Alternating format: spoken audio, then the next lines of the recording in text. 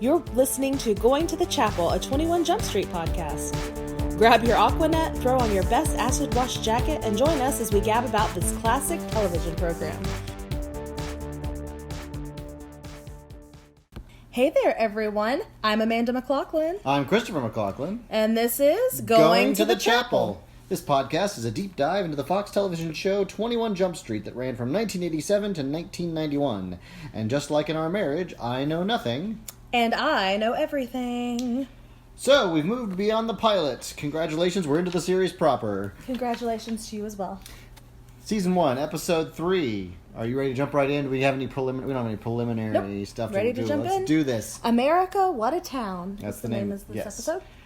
So we open on someone's feet walking, which, but just side note, reminded me of the beginning of Strangers on a Train, where they open on the two different feet walking. It's not that artsy, but it just but that's what it kind of threw it in my anyway.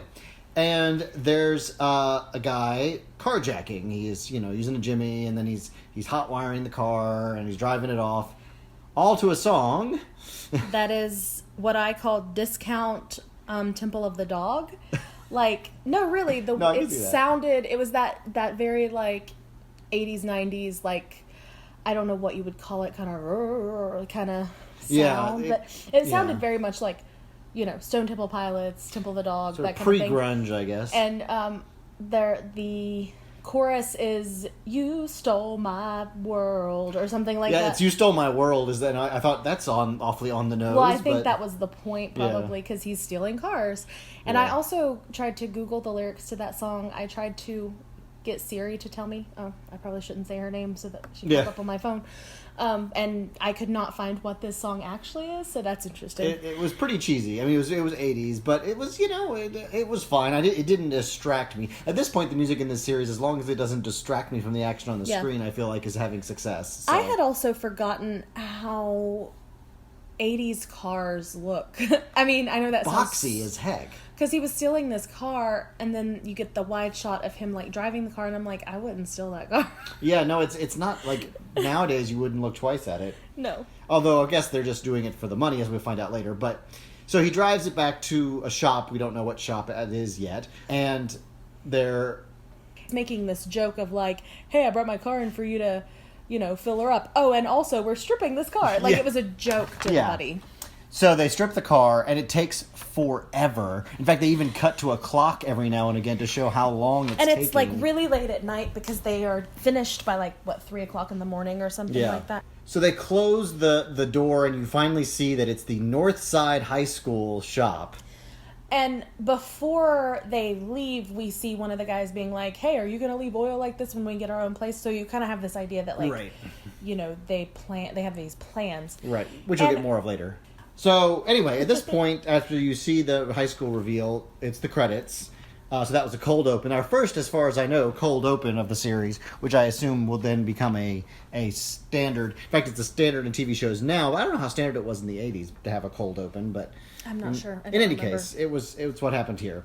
So then, after the credits, we're at an airport, and there's a press conference going on, and we find that there is a vaguely Eastern European sounding handler, I call him a handler, politician type, who's basically discussing how there's this Polish exchange student, Nadia, who is standing next to him, who is going to be coming to America, and they're asking him all these questions, and she looks very nervous and has her hair pulled back, a very conservative ponytail. Well, she's not super nervous. They're interviewing her, and they're like, tell us about, apparently she wrote some paper, and that is what got her to come to be able to do this exchange program. And they asked her what it's about, and she was saying that it was a comparison between the countries. Right. And he keeps interrupting her because I think it's supposed to show us, like, look at those great commies. Those commies won't even let the kids speak, kind of thing. And the girl playing Nadia, she's a good actress. She's okay. She's an okay television actress. But that accent that she is trying to do is terrible. Well, first of all, it goes in and out. And secondly, it's not even really... can't even really place it. I looked up the actress, and she's apparently from Kentucky. Well, let's stipulate, first of all... She's clearly not Polish. Polish. Beautiful. She's a very pretty girl. Pretty. Yes, she's beautiful very eyeballs in particular.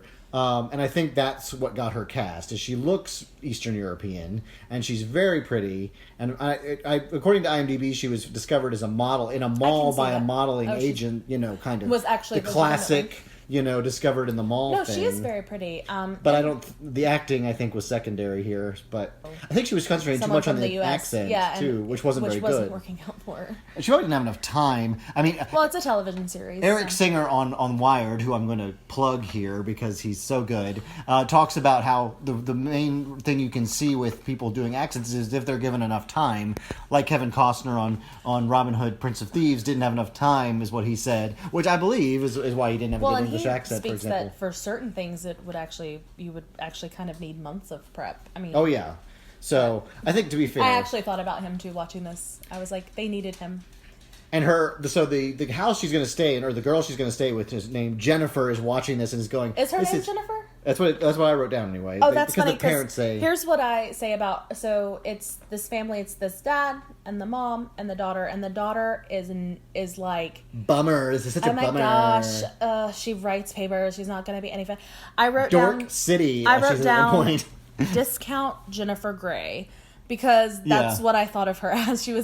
She reminds me of Jennifer Grey in Ferris Bueller's Day Off. Oh yeah, that character, the eye rolling, and even the way she was dressed. Like I was like, and her mom I wrote down was discount Sally Jesse Raphael. Oh, I can see that for sure. Because she had the red glasses on, even. So there's a lot of discount versions. Yeah, exactly. So, but the mother is like, "It's okay, dear. We're doing this for America." And she says, "I think I'll defect," which is a great line. So then we cut to 21 Jump Street, and Judy Hoffs is the first thing we know, or at least the first thing I notice, is with her amazing hat, which I loved it. I'm not sure how you describe it exactly. It's kind of a fedora, and then it had, I think, pearls on it or beading. Yeah. It was amazing. And the leather jacket with similar sort of beading. Ripped jeans, and an earring that had a card, either a playing card or a tarot card. I don't think it was like a card. I think it was just like a woman, like a vintagey drawing kind of thing. But at first, I thought it was a playing card. Yeah, I wrote, Judy's hat, earring, velvety top, ripped jeans. The whole ensemble her outfit was something else. She is always on point with her outfits. Jenko is giving Judy an assignment, which is, of course, as the setup might have given you a clue, to follow Nadia around, because apparently the State Department has decided that they need to keep an eye on this commie, and so they want these undercover cops. The way he described it was just like make her feel at home, kind of hang out with her, but they're still doing it undercover. It's not like, it's just in the school. It's not a police, like be her liaison. Friend. Yeah. Well, and Pinhall has this whole long thing of like... well, State Department cooperates with... This department cooperates with this department. The president of the USA cooperates with the president of Poland, and then he went down. And you get to do it because you're so cooperative. It's this whole. DeLuise can sell bad. The DeLuises are great at selling mediocre jokes and making them actually funny. Like we've said before, is that he brought the energy up, because up until then I was like, okay, whatever with this whole scenario. So Judy's not thrilled about it, but she says she'll do her part for world peace, which is so cute. And so then Jenko moves on to the other plot. Basically, you have an A and a B plot that are of roughly equal weight. I don't know that you can really call one the A and one the B. They're just sort of A and A1, I suppose. I guess we're supposed to think that the car thing is the A because it's the technical, actual criminal element of the show. Yeah, I'm not sure. It's a weird... the episode's weird in that regard, because I'm not sure why they decided to pair these two stories together. That, I think, is the weirdest part for me. I think it has something to say about I have a theory. The U.S. I have a theory about that. We'll get to there. Anyway, Jenko is interested in, all these cars are getting stolen, and Penhall goes... yeah, he's like, we're cars getting stolen. That's interesting. And so Jenko's like, hey, cars are big business, especially that insurance, which, boy, does that set Hansen off. Because his insurance apparently went up because somebody ran into his car while it was parked. And boy, does straight-laced Hansen not like the fact that his insurance went up. Mind. He was like, do you think they care that I'm a law enforcement officer? And then he has this like, no! The no is one of my favorites. I remember him having this. I didn't remember which episode it was in. And then when he started, I was like, oh, this is when he says no really loudly and in a crazy way. And they're all staring at him like he's a nut. And Penhall's basically like, I'm sorry they don't have, what is he, doofus insurance for doofuses who run into your car. Yeah. Which doofus is like the most uninsured 80s. Doofus. Yes, the uninsured doofus, which they do have uninsured and underinsured, but that's another question entirely. And then I love he gives him a handkerchief to have so he can pat his hair. And Depp does this 19th century woman patting his hair, which is quite funny. Yeah. Getting that sweat away. Oh, and the one other sort of clue they found was a Northside High School screwdriver was left in one of the cars that they'd stripped. So they're pretty sure that it has connection to Northside High School. So you guessed it, our dear friend Hanson, which, reminder to those of you who might have forgotten, that's Johnny Depp, is going to go to that shop class undercover and... Because he's the car guy, as we figured out in the pilot. Right, when he knew how to work a car than Penhall did. And Penhall says something about there being 8 million kids at that school. I think that's an exaggeration. But the way he said it was like, there were like 8 million kids in that school. And I was like... I think it's an exaggeration. I think you're right, but he almost said it like so... It was funny. Anyway. So, it's a big school. We cut to the shop, and Hanson is talking to the shop teacher, who they all inexplicably call Coach, even though as far as I can tell he doesn't coach anything. Yeah, he just teaches them how to be... And he's very skeptical about the new kid, but then Johnny proves that he knows. He makes that comment about there's so many people in the school, right? And he's wearing a toboggan cap, and it's not completely on his head. He's wearing it in this weird way. I made a note where it wasn't all the way on. What's his name from Rocky? The coach in Rocky. Anyway. So funny. It's basically what he looks like. I think it's supposed to make him look working class. Basically, I think is the idea. Yeah, no, that's the idea. It just looked weird. Which I get to in just a half second here, but so Hanson proves that he's. Knows his car stuff. They car lingo at each other for a bit, which that's not really important to the episode. But so suddenly, gather around, children. The coach is going to give a speech, and he gives a speech about worker ants versus worker ants versus queen bees. Queen bees, yes. Basically. Well, because I feel like it's very the working man is the only... forget brain surgeons I guess and people who are experts. But that's not the way he was saying it. He was trying to... Because they're kids. He was saying, you're never going to be a stockbroker. Yeah. But you have something that those guys don't have. And he does say something like, will a surgeon know how to replace blah, blah, blah on a blah, blah, blah in the rain? And he says, no, but you do. And I don't think he's purposefully bashing the surgeons. Yeah. But he's saying you guys are important. Because, kids that are in shop class, there's nothing against it. Actually, I think... I work at a community college. So, we have a welding program. I think more people should take shop than go to college. I feel like those welding kids are going to end up making way more money than I do. If I were back in school, I would not go to a 4-year college. But that's a long conversation. But I think he's trying to be inspirational, which is cute. Yeah, I think it is more like a Mike Rowe thing, like dirty jobs are good jobs too, and are valuable and are worthwhile. So it is that. I was just thinking, there's a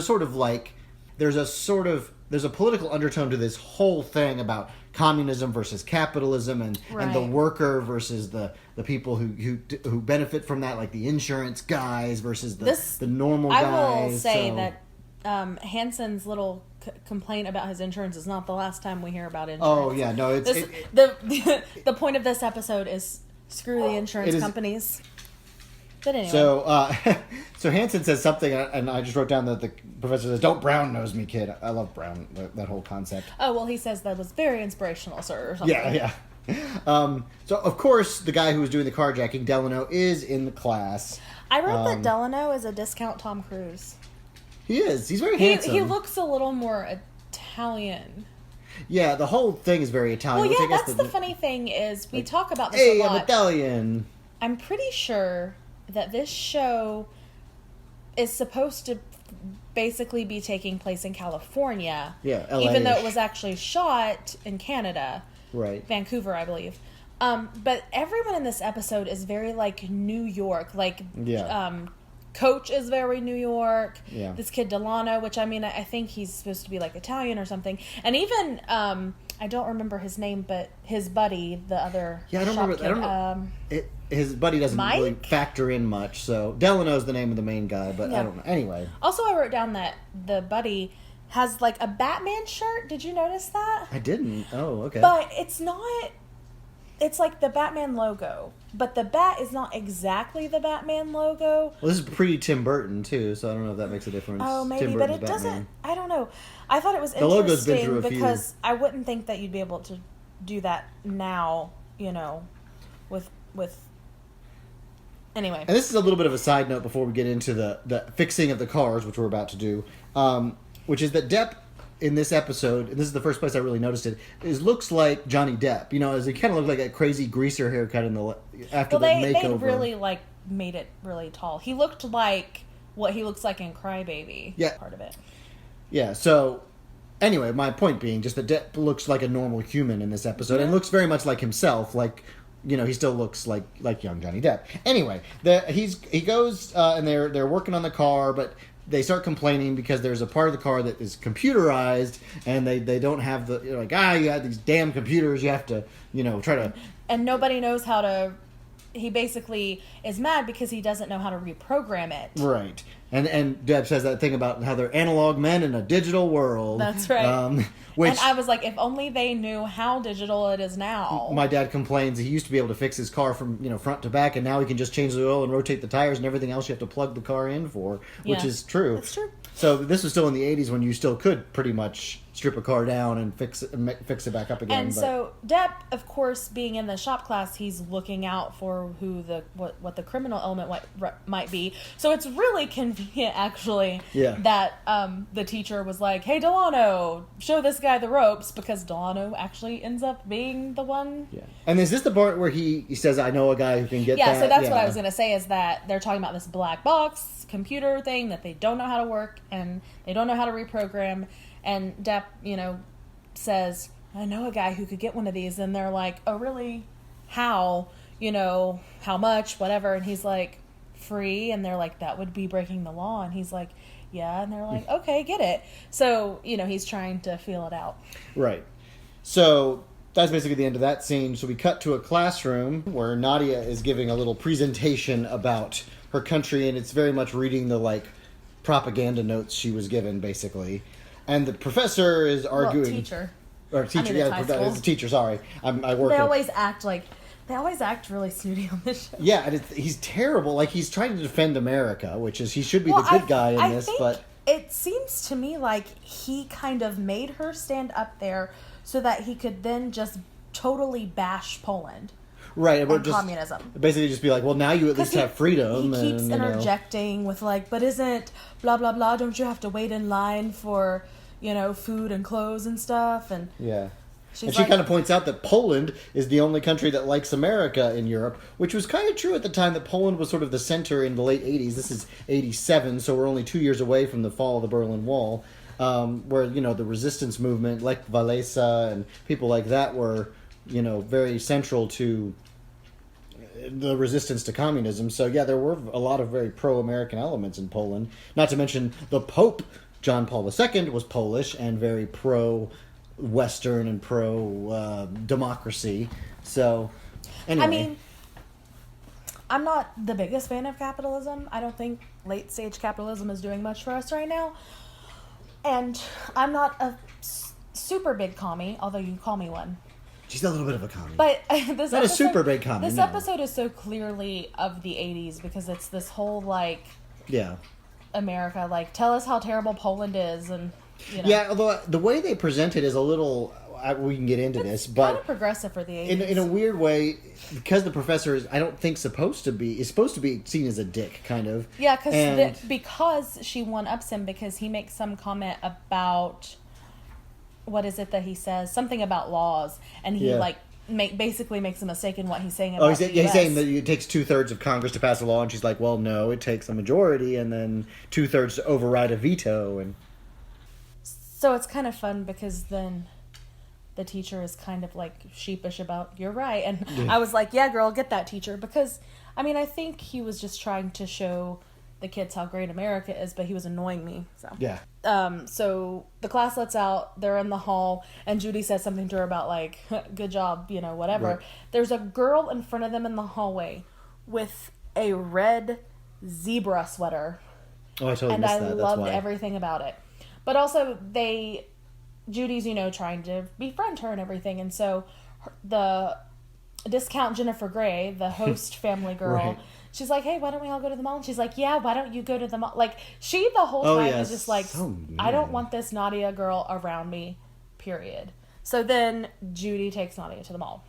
So Nadia is overwhelmed by American decadence of a 1980s mall. This reminded me when I was watching it of the Stranger Things, the most recent season, not really a spoiler, where Eleven gets taken to the mall by Max. Max, thank you. And they have this little montage of her discovering all the joys of being a teenager at the mall, which she never had because, her life. So it's the same kind of concept here. Nadia's never gotten to eat ice cream at the mall and, get her hair done and all that kind of stuff. So Judy's trying to get her Americanized as best she can. And just hang out with her and friend her. I mean... Yeah. Give her the normal teenage experience. That's what she wants, is the normal teenage American experience. And she's very impressed by the ATM machine, that, it just spits out money. Well, and we had the thing, too, where they're at the shoe store, and she's, like, running shoes, tennis shoes. The bourgeoisie has told you need shoes for everything. Mm-hmm. And we get the Sybil Shepherd joke that Judy says, where she's like, she said, if you're Sybil Shepherd, you need... fancy pair dress shoes or something. I don't remember exactly how it goes. Yeah, well, she's talking about tennis shoes, but she says, I wrote down the Sybil Shepherd reference was fun. I can't remember how she put it, but yeah. Yeah. So toward the end of this sequence, Nadia notices a very handsome, sort of greased-haired, leather jacket wearing... Is he handsome, though? Not really. She thinks he's handsome. He's 45 years old. He walks by. He looks like a greaser. But he really needs a shave. Yeah. Like, he's got stubble, but not in, like, a fun way. He's, like, a mix between a pirate and a greaser. And I'm like, okay.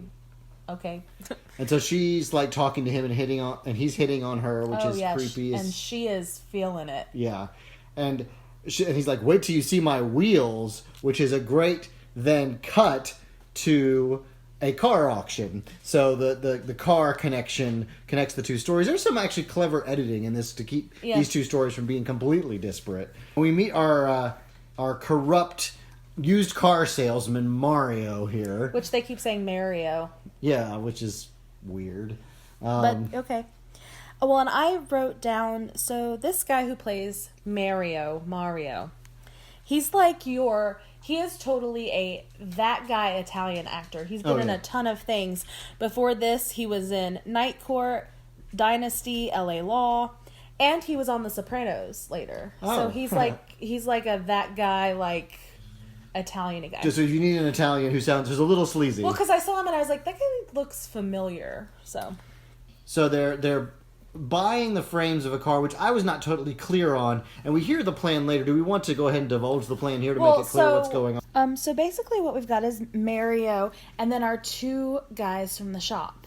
And so Delano, Mario's last name is also Delano.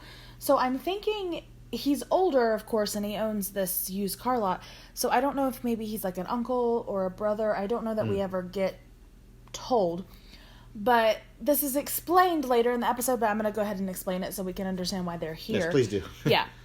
So they're at this auction, and it's an insurance auction. So what they're doing is that Delano and his friend Mark are, stealing the cars, stripping down the cars, and then they keep the parts, and then the frames, they, drop off somewhere. So then the frames are found by the police or whatever, and then that means that the owners will then, put in for their insurance, get their insurance money. So then these frames are then sold at the insurance auction. Mm-hmm. So what the kids are doing is they're going with Mario to the auction to be like, to kind of point out, hey, this frame right here, this is the one, so buy this. And so then, of course, Mario is buying these frames really cheap. Right. And he's a used car salesman, so I guess probably my guess is the people that come to these auctions have to be allowed at these auctions. I'm not really sure how that works. So he's buying the frames back, then the boys are rebuilding the cars and selling the cars. And making quite the profit because they're only basically spending money on the frames. Right. Which are cheap. And then also Mario is using them as drivers to drive stuff to the auction. Like, it's a tit for tat kind of thing, because Mario is basically selling lemons. Yeah. And he's having them make stops along the way to put the odometers back and stuff like that. Yeah, so or fix the cars to make them look. So that's basically what they're doing. So they're at this auction, and the guys kind of point out to Mario, like, that's the frame that we need. Right. I just want to side note here. I bought a few used cars in my life, and all the used car salesmen, maybe I've just been lucky, have always been... you can sense that they're fighting this reputation they've gotten from media like this for their entire lives. Well, you know that every used car salesman is rolling odometers back and sleazy. Maybe might have been the case more back then, because that's always the trope, is that used car salesmen are... I mean, look at Matilda's dad. He's awful. They're always awful. You and I have bought cars together because we're a married couple. And I remember when we were looking for my car, it was worse to me, so much worse, when we actually went to the dealership. Yeah. Because they were, like, pushy. Oh, yeah. Super pushy. Like, yeah. Made me feel really uncomfortable. And anytime, I mean, I haven't bought that many cars in my life, but, like, anytime I've gone to... Maybe it's also because we live in a place where there's a bunch of, like, good old boys. But, right. You know, when we went then to a used car dealership, and they were helpful, super nice, gave us a good deal. It's just funny to me. I just want to put a plug in for the used car dealers of America. Yeah, you're not all bad. So anyway, they start bidding, and they think it's going to get easy because who wants this crappy frame of a car? And then a guy who looks like he should be betting on the horses. He's got this hat with a card in it that looks... I mean... He kind of reminds me of, what's his name? Murray from Ocean's 11, the Carl Reiner character. You said he reminds you of somebody else. He reminds me of the dad from the... Or the grandpa from the Goldbergs. Yes, yeah. But, I mean, he's got, like, a cigar, and he's... So stereotypical. And he's also, it's an auction, so the auctioneer is doing his auctioneer thing. And when he's making his bids, they're so soft, he's like, $250. Like, he's barely talking. It's really funny. And, of course, Mario is bidding. So this is a little bit of an overextended bit as far as I'm concerned, but eventually they finally go over and buy the guy off, and basically, like, if you'll take a few $100s to shut up, basically. And so they finally are able to buy this frame for a little more expensive than they intended to. I love it after this whole thing is done. Mark is the other kid. Is like, I hate this place. It's so crooked, which is funny given that they're running a scam in the middle of it. Well, because Mario is basically like, he tells them he wants 20% of the profit on this one because, because they were like, do you think that guy was a shill? And he's like, maybe they noticed these two punks coming, like, every week or whatever it is. So, and then they're like, hey, free enterprise, and high fives, which is why I think, I mean, this may not be the time to talk about it, but that this is a sort of underhanded kind of thing by the writers, kind of clever and subtle, I think, of sort of undercutting the whole argument of, like, we're teaching these communists about how to really, live a good life, when this is what capitalism creates, is these kids who have to scrounge and try to, in a weird way, con their way to riches. I'll talk about this more maybe later, but I actually kind of feel bad for these kids, because what they really want is to open their own shop, and they're obviously very good at what they do, because they can, like, take cars apart and put them back together. I mean, they would probably be great mechanics. And I'm not suggesting that, doing criminal enterprise is a good thing. They're teenagers, and this is probably the only way they knew they could be able to do this kind of thing. And if Mario is a brother or an uncle or whatever, he's just not a great influence. I don't know. Yeah. I really feel bad for them. As do I. So anyway, finally, this is our first commercial break, at least on Hulu again. I'm assuming the first commercial, which is a heck of a lot of stuff to happen before the first commercial.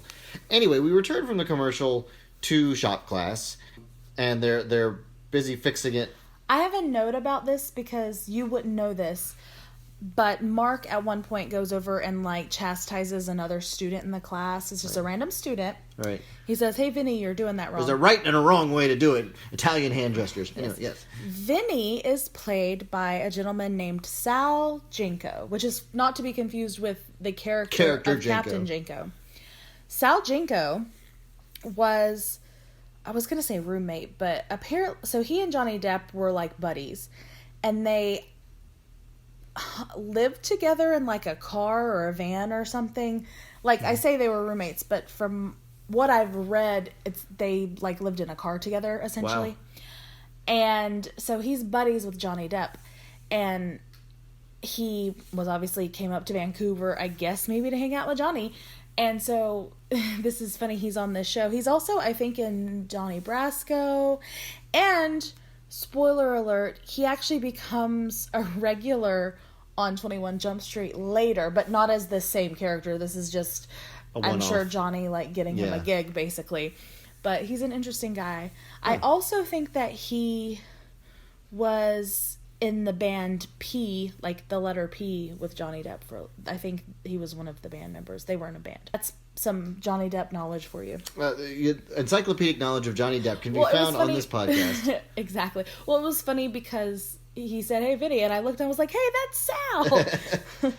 So they're taking all this very seriously. This is where we find out, I think, for the first time, or at least it's explicit that they're going into business together. Fixing this car is their mentioned it a couple times. Is their midterm, so this is all very serious. Anyway, Penhall, of course, turns out to be Hanson's source, quote unquote. Oh, well, right, because they do say they're like, "Did your friend get that black box yet?" Yeah. And he's like, "Yeah, he's on his way." So he shows up with a paper bag. Yes, a paper bag saying he's bringing Hanson's lunch. Well, the way he says it, he's like, "You forgot your lunch." He like makes it.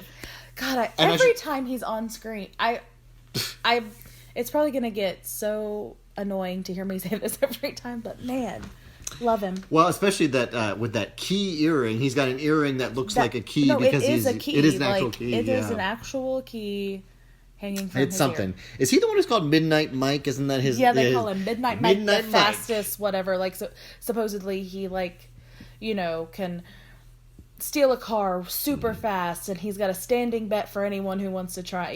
They're giving the bona fides of this character. So anyway, while our criminal high schoolers are putting the computerized part into the engine, Penhall and Hanson have a little hush-hush conversation about whether this is the car that was stolen. Yeah.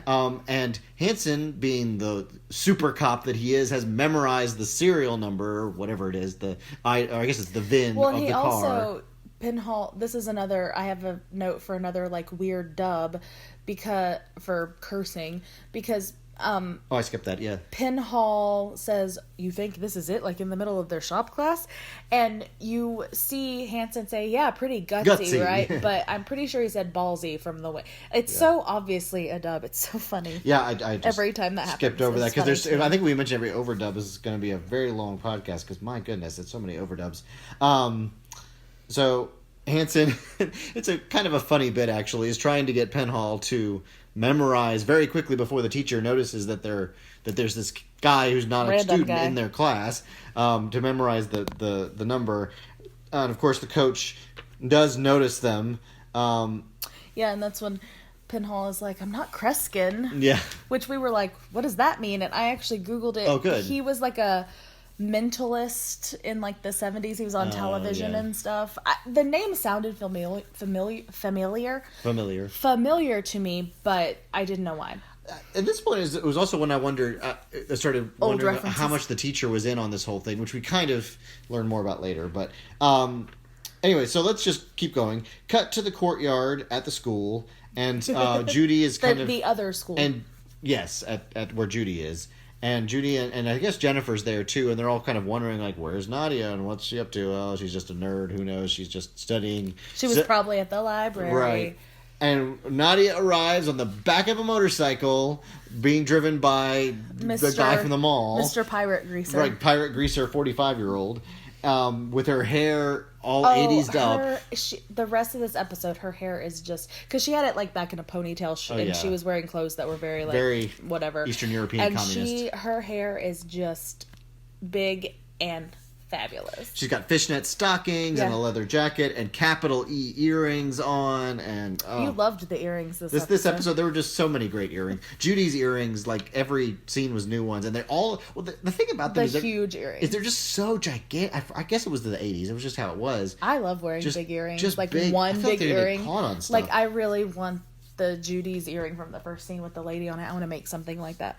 I was like, oh man, Nadia, okay. Embrace America, Nadia. I think that's basically the gist of that scene.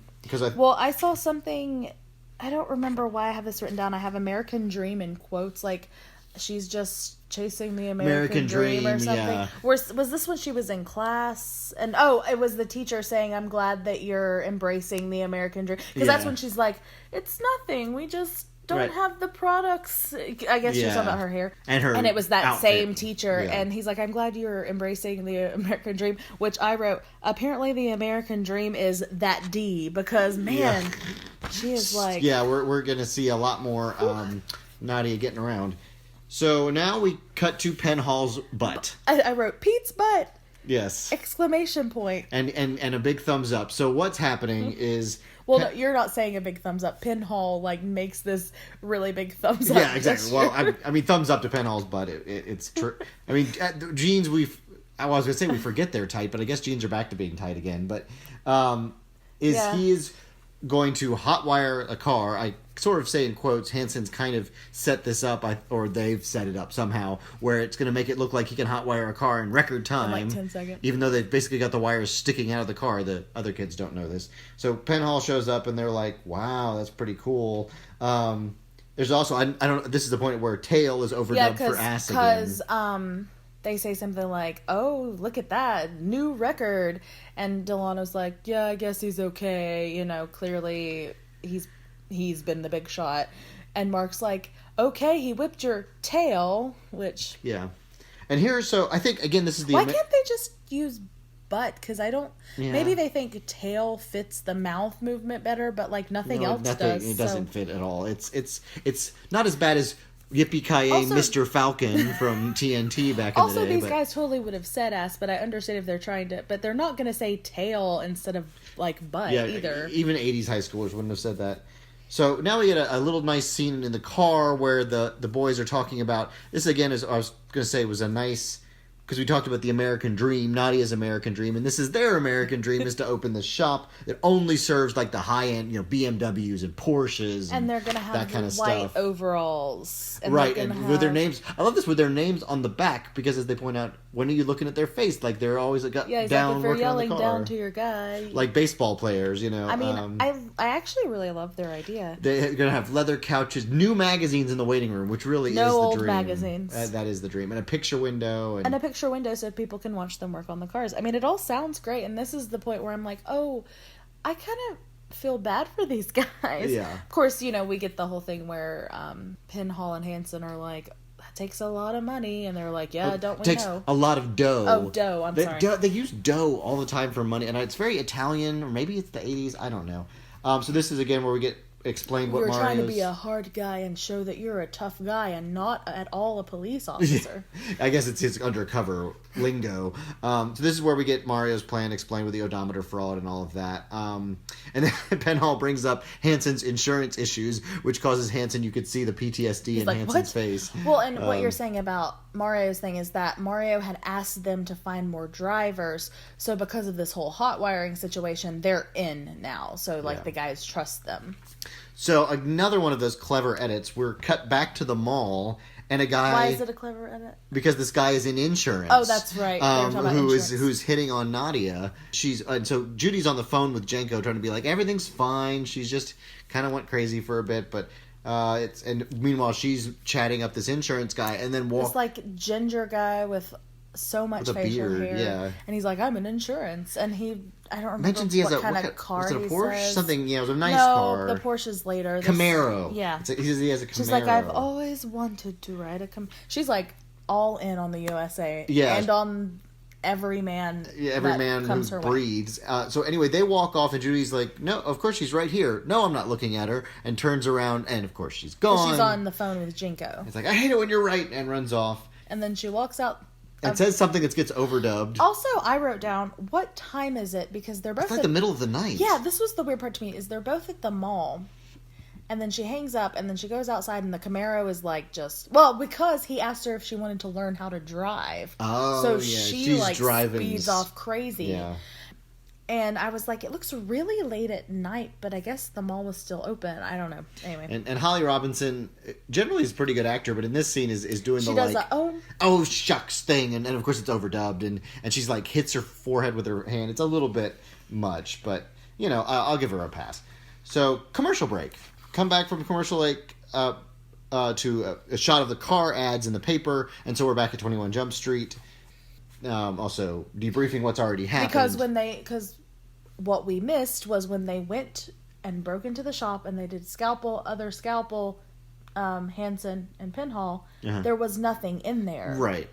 So that's why they went to the chapel. They're now checking the classifieds to see if those rebuilt cars are being sold by anyone. Right.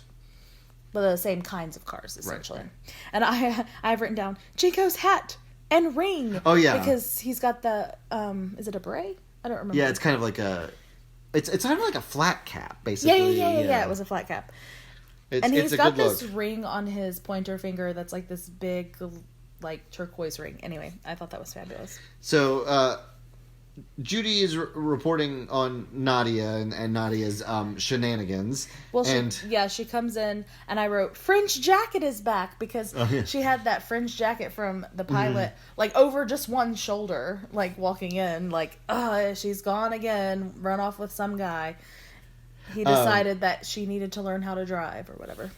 And Penhall is kind of creepily interested in this Nadia character. Because he's like, why can't you keep up with her? And she's like, the Rolling Stones couldn't keep up with her. She's like, does this and this and this. And so, that's running after all the men. He's like, what was that girl's number again or something? And I'm like, no, she is 17 years old. So then Jake announced, I just written down, actually, ironically enough, that Aoki hadn't had a lot to do this episode. So they give Aoki something to do. And boy, they give him something to do, which is to date Nadia to keep her in line, essentially. Through this conversation, Hansen's like, well, why don't you find her a guy to hang out with instead of a girl? Because that's obviously what she's looking for. And Penhall's like, I don't normally volunteer for things. And the whole time I'm like, okay, I don't know. The 80s were a different time, but were they though? Like, he's, because she's talking about how fast she is and how she loves to just party. And I'm like, she's 17.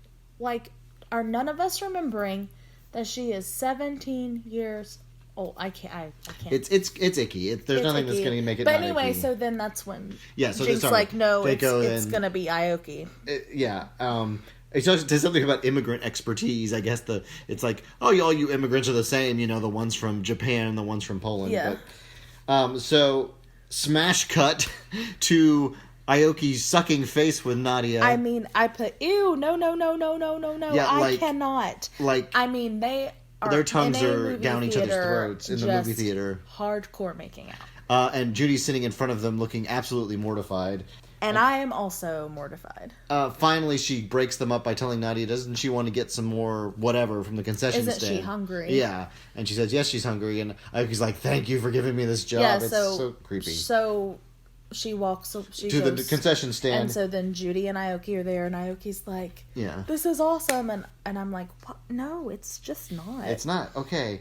So at the concession stand, she meets yet another guy, and this guy says he's a talent scout. Well, he says something about, actresses, like finding actresses, and she's like, stop the hustle.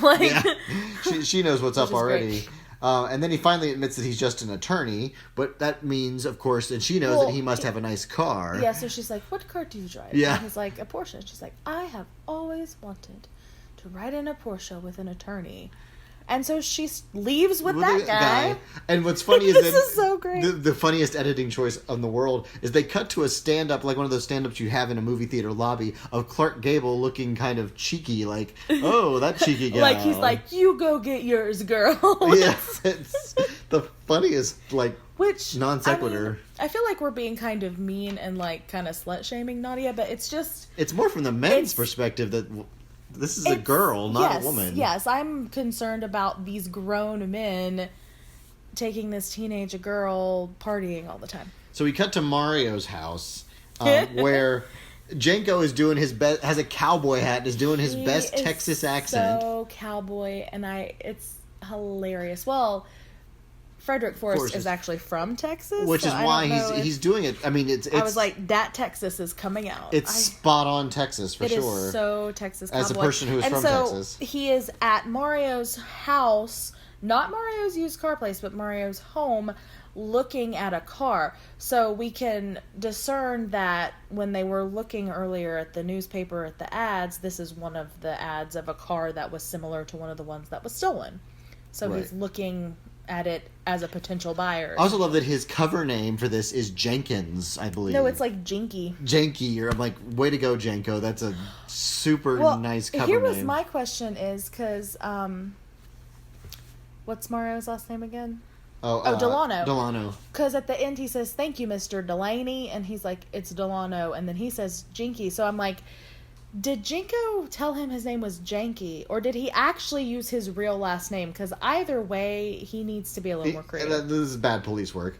And then, even leaves saying, "Y'all take care now, you hear?" Anyway, he basically says he has to go talk to the little lady at home, about whether he can buy the car. But it was just basically so he could get a look at this car, and it was clearly one of the cars that had been stolen.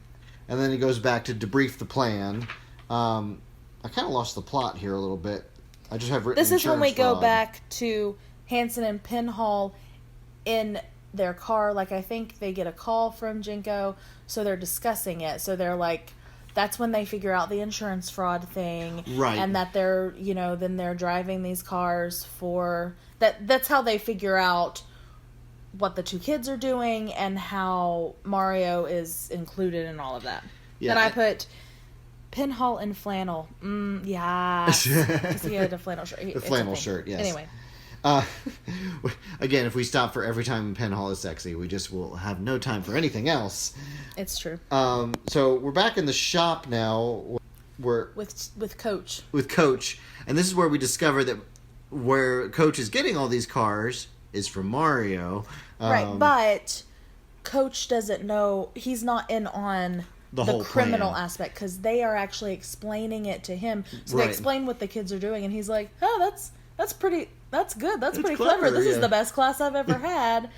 But like, he's also not in on it, and he thinks they're like, "Well, do you think that Mario's just doing this out of the goodness of his own heart?" Basically, and they tell him not to get involved, not to get in the way of them doing their job. Right, well, because they have obviously revealed themselves as police officers. I admire that they can do all of that, but and he says I want them to be on the up and up. He won't interfere with the investigation. So the teacher didn't really know what was going on. I thought maybe he was in on it, but that was kind of a red herring, I think. But we didn't mention it, but when Hanson first gets there, he makes Delano pay him $20. So they ask him about the $20, and he's like, "Oh, Delano broke something, the klutz." So he broke like one of the tools or something, so it had nothing to do with the other. It was kind of a red herring thing. So Penhall and Hanson now will have a plot to catch their thieves, which leads to Aoki. I don't think I missed anything here. Aoki is going to the budget rent-a-car to rent a car that they're then going to steal. Aoki is killing the suit jacket game this episode. It's true. I feel like he's definitely on that end of like the Don Johnson thing going on. He's like, yeah. Yeah, he's the Vietnamese. Well, I guess in Japanese. And he's he's Don like Johnson. He's got also, what is it with the suit jackets where you roll the sleeves up too? It was a thing. It was just a look. So yeah, he has the pulled sleeves. So he goes into the budget rental place. So he's gonna rent a car, and so their plan, which I think is a little suspect, and I'm not sure why there's not some kind of protocol for this where they could get another car, but their plan is to get a car that those guys will then steal, take the parts out of, and leave, do the thing that they've been doing, and their hope is that they can then rebuild it and I guess take it back to the rental place, which, even if that's the plan, I don't know that would be... Yeah. Anyway, so she asks if he wants the extra insurance. He's like, I don't think. No, they're saying they don't have comprehensive because it was a fancy car. It was one of the foreign ones. What is it that he gets? Do you remember? It was something that a Mercedes. Was it a Beamer? No, Mercedes. That's what it was. It was a Mercedes, what they were looking because for. That's what they're looking for. So he has to get a Mercedes, and he gets a certain type of Mercedes. And they're like, on the foreign cars, we don't give comprehensive. And she's like, so your insurance will have to cover it. He's like, okay, well, I guess that'll be fine. She's like, unless it gets stolen. And he has this like worried look on his face because that's the entire point. So we cut to they're driving up and looking at the car and like, oh, look at that perfect car. So it's Penhall, Hanson, and the two boys in their car driving up the street to the parked car that Harry has rented.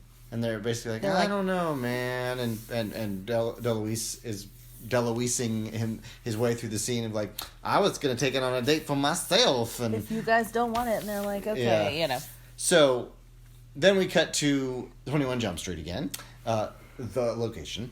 The chapel. And Nadia, of course, is missing with the guy she ran off with at the movie theater. Yeah, she's been missing for like, she says she's only been gone one night, and he's like, she's been missing for a day and a half because it's the... the handler, the vaguely Eastern European guy. Which, this to me tells me how much different the 80s was, because this is a 17-year-old girl who is supposedly going to school, who is in a completely different country, and they're like, yeah, she's only been missing for a whole night. Mm-hmm. I'm like, I would hope that if my 17-year-old daughter was missing for like 2 hours, that we would be more concerned about looking for her. But it's the 80s, so... she's probably just... And then she does this whole, like, she's probably just out partying with her friends. To plug another podcast, the wonderful podcast, My Favorite Murder, talks about how the 70s, kids just go missing, and they're like, they must have just run away. I don't know what happened to them. And the 80s, too. Like, they're like, it was a different time. Yeah. So it just was a different time, I think. I don't know if anything happens. But, of course, he is freaking out. So they do eventually find her, and she is out... having a wild drunken party. Well, they haven't found her. Yeah, but she is cut to her, I guess. Yeah, sorry. Having what I like to call the Friends opening sequence party in the fountain, which is just splashing around. Literally just, we see a bench where there's like beer cans. Oh, yeah. And she is just like frolicking in this fountain with a bunch of people. And a guy that I assume is the lawyer from before, although you would think he would know better. Well, I think it looks like he's just drunk. You think he would know better than to date a 17-year-old too? And so. I think he's definitely. I put Nadia. Good Lord. He's I think he's under the spell of this beautiful Eastern European girl. You know. Yeah. He's having a midlife crisis, I think, is what's happening. So then we see, like, some beat cops come up. Yeah, beat cops come up and are getting him out. And she walks up They're like, okay, get out of there. Walks up to the cop and grabs the... She's like, can I have your hat? A hat off of his head and puts it on her and laughs. This really funny, like, weird laugh. And jumps back in the fountain. I am acting and laughing laugh, yeah. Yeah, it basically, so Nadia's just like, I have an advantage of not having the secret police after me, which we'll get into right after the commercial break. So we basically Nadia's in obviously some kind of holding tank from being arrested. She's in downtown, yeah. And is talking to Judy and has discovered now that Judy is in fact not her friend, but a police officer sent to mind her. And she is very mad that Judy is basically. Like, I thought you didn't do that in America. I'm like, oh, sweet baby angel. It's sweet not that. Sweet little naive. You shouldn't be so naive, but you are. And I got sidetracked here because Nadia's hair was so pretty. That's what I was just about to say. Nadia's hair is fabulous. It is 80s fabulous, but also sort of unironically beautiful. But anyway. Well, also I took the time to write a note that says, "What does Sally Jesse think?" So her mom. I ask that question all the time. No, the host parents. Yes, I know what you mean. Total squares. I'm like, how do they not know where she is?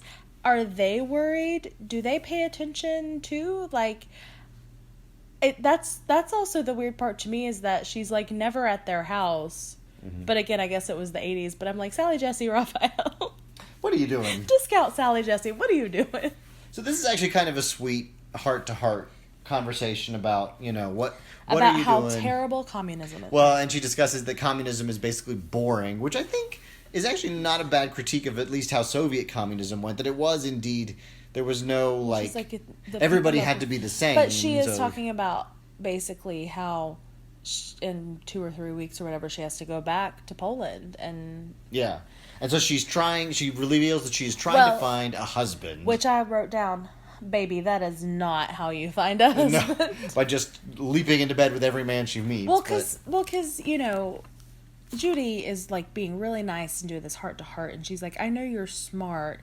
Are you trying to fit in an entire lifetime in, like, 3 weeks? Right. And she basically says that if she gets married, she doesn't have to go back directly, or she can get a visa, which I'm not even sure if that's how that works, like if she were to get engaged. You know, you can marry your way into citizenship. I don't know because how it worked back then. I think people think that like you meet somebody and you marry them, you just automatically can become a citizen or something.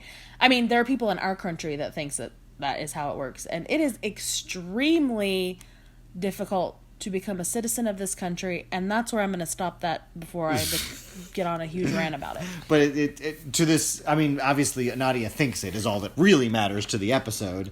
I mean, I think maybe at the time, I'm sure there's something to that, like it can start the process easier or I don't know, because I don't know how that would have worked at the time, especially coming from a communist country. That would be a little more suspicious for sure. I think that would have been harder. So anyway, she ends up asking, to me the important thing here is she asks Judy if she's ever been in love before, and Judy says yes, which I don't know if that ever pays off, but it does strike me as I don't think so. I mean, we're just assuming she's an adult.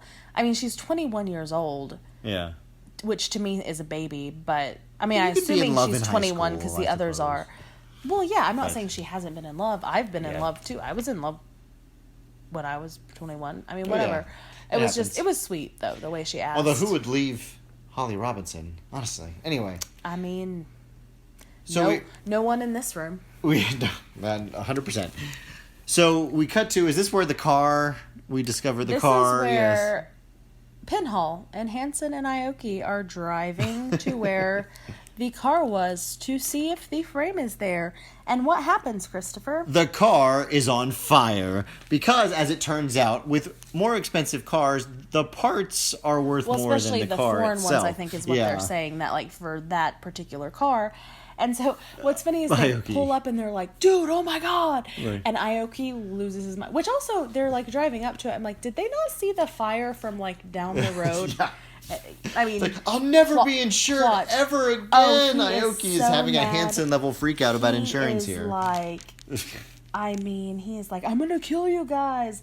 Well, and here's my thing about Aoki's insurance, which we find out later. I guess they broke protocol to set this up, but I don't understand why they didn't go to Jinko and get a Mercedes somehow, like through because they get money for drug buys, they get things like that. So I don't know why they couldn't have figured out another way to have a car for them that didn't affect Aoki just going on his own accord with his own car insurance, but whatever. Right. So basically that's the most important thing that happens in that scene. So basically we cut to the used car lot where Mario works, and Penhall and Hanson are there negotiating with him to run cars, to basically be another one of his runners, playing it cool. Aoki's in the car behind them, and they're about to walk away, and they turn around and go, they ask, one more thing. Oh, by the way, where can we find Mark and Delano? Oh, yeah, so they need to know. And he's like, yeah, they're in the back, but get going, do my thing for me. And they're like, oh, by the way, we're cops, essentially. And Penhall says, busted. Well, he says, you are busted. And then Johnny Depp lets out the Pee Wee Herman laugh. A perfect Pee Wee Herman laugh. I mean, he did a really good job with that Pee Wee Herman. I can't even. I was going to try to do one. I can't do it either. But, which is, again, anytime that Johnny Depp pre-Tim Burton is doing it. I mean, I think this was before the Tim Burton Pee Wee Herman movie, wasn't it? I have no idea when that movie came out specifically. I mean, Pee Wee was a TV show. I think the TV show had just come out. I do not think that the movie had come out. So I just love the inadvertent Tim Burtonisms that come out of before Johnny Depp becomes Tim Burton's favorite son. So that's just funny. I love when they do that kind of stuff too, because it's obvious that that's probably not a scripted that thing. Was totally ad lib. He and DeLuise later on, they do a lot of really fun stuff together. It's fun. So they go to talk to Delano and Mike, I guess his name Mark. is Mark. I can't remember his name. And long story short, they're like, so what's in here? And it's like all the parts to that. Yeah. And they're like, admitting to all the crimes. Were you going to put it back together? And they're like, no, the parts are. And they're like, right. And then they're like, we have some bad news for you guys. We're cops, and they're like, that's hilarious. You guys are you young looking people, which is especially funny. I feel like with DeLuise, who does not even more than Johnny looks like mid-20s. Because he's like 6 feet tall. Yeah, he's such a big. dude. Not that you can't be 6 feet tall in high school, but yeah, but so finally they do believe that they are, in fact, cops, they're like. You're killing the dream, man. Why would you do this to us? Again, I do feel kind of bad for them. But. And they make a run for it, so we have to have a foot chase. And Pinhall's like, they're running. He's like, yeah, they're running. So they're like, okay, fine. But it doesn't get they don't even get out of the lot. Yeah, because then Delano stops and he's like, man, they know, what are we doing? They know where we live. And also, I had written that down anyway. I'm like, I love when, especially like teenagers, when they run, because it's like, where are you gonna go? Right. And what do you think's gonna happen? What do you think's gonna happen now? Like, just I always feel like you ever watch those car chases? They used to always happen on cable, like on like Fox News especially. I love to do it, like where you cut to a car chase in LA, and I'm like, how do they think this is gonna, this never ends well. But anyway, so fight or flight, man. My favorite is that Penhall, once they catch him, literally slaps the kid on the wrist, like just goes pat, like. Again, kid. I love that kind of stuff. All these little ad lib moments do kind of make the show more than it would be otherwise. They've been arrested. And that's commercial break. And so we have we're now to the end of the episode. Stinger, or whatever you want to think of it as, the last little scene here to wrap up the Nadia storyline. We're in the airport as Nadia is headed back to Poland, has I guess reconciled herself to her new life. Judy by the way, is wearing another amazing set of earrings. Judy just always looks fabulous. You were about to say. Well, no, she's talking to Judy, and she basically thanks Judy, and Judy's like, I didn't do anything, and she's like, I know, that's the point. I don't know, it's very cute, and she's like, well, you have to go back to Poland. Will you maybe come back someday? And she's like, maybe. It's and she has met yet another guy, but this guy is a little nerdy guy. Adorable, who I'm assuming is age appropriate. They make it look like he's probably also a teenager, named Chris. And I was like, get you a Christopher, girl. Nerdy Christophers. I'm telling you, nerdy Christopher. I'm going to say, get a nerdy Christopher. Everyone needs one. That's all I'm saying.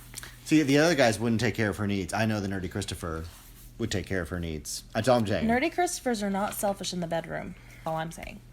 It's now on the internet, so I just like to let everyone know it is true. It's good. If it ever changes, I'll let the internet know. Don't you worry. It's not going to change. So my favorite bit, which you actually pointed out to me because you were in the room as I was finishing this episode, was when Nadia turns around and she has this giant American flag on the back of her jacket. Yeah, which I wrote. They're gonna take that from her as soon as she gets off the plane. Yeah, in Poland. Probably going to like arrest her for her Americanisms and her hair. So actually, this wasn't the final scene because we have yet another cut. There are a million cuts in this episode. Oh, right, to the chapel. With Penhall like doing a celebratory headbutt. No. That it's a sad headbutt because they are giving money. Yes. To Aoki, and they said we finally sold all of the parts because basically for his insurance. They somehow figured out all those stolen parts from that car that he rented. They sold them to actual legitimate car dealers, whatever. And he's like, it's still short, and they're like, well, this is the best we could do because we had to sell it to legit people. And then something about, I don't remember exactly what he says. They're in trouble. They're like getting docked. Their pay is getting docked for 6 months because they didn't follow procedure. And that is when Pinhall headbutts because he's like, what? He's like upset. Yeah. Which, funny to me, is like, you're an undercover cop, I feel like you get a lot of leeway. Like, what's the procedure that he didn't Well, I think follow? it's because they decided to do this whole scenario with him getting this exact car. Yeah. He did it with his insurance. I don't think... He should get some leeway. I don't think they put that through with Captain... Because, again, I'm like, if yeah. they had, maybe the higher-ups could have gotten them a car that would have had nothing to do with... I don't know. That whole thing is weird. Whatever. And I also feel like it's still weird to me that the whole insurance, like, shouldn't they have like some kind of special policeman insurance for these sort of situations? But whatever. I don't know how it works. So I had wondered when this was going to show up, so it came up earlier than I thought. This handshake they do, because it's in the credit. It's in the credits at the very end. Yeah, it's like this like 3-way handshake where they like and then ends with like finger guns. It's doing like they're like shooting a bird because they're making this noise. So Yeah. they all three come in together. Yeah. And then they like come up and they're like, pew, and they're like making bird sounds, and the bird falls. It's this very bizarre. I guess it's supposed to just show their camaraderie and a freeze frame, and then that's the episode. So that, my friends, is America. What a Town. America. So what an episode. What an episode.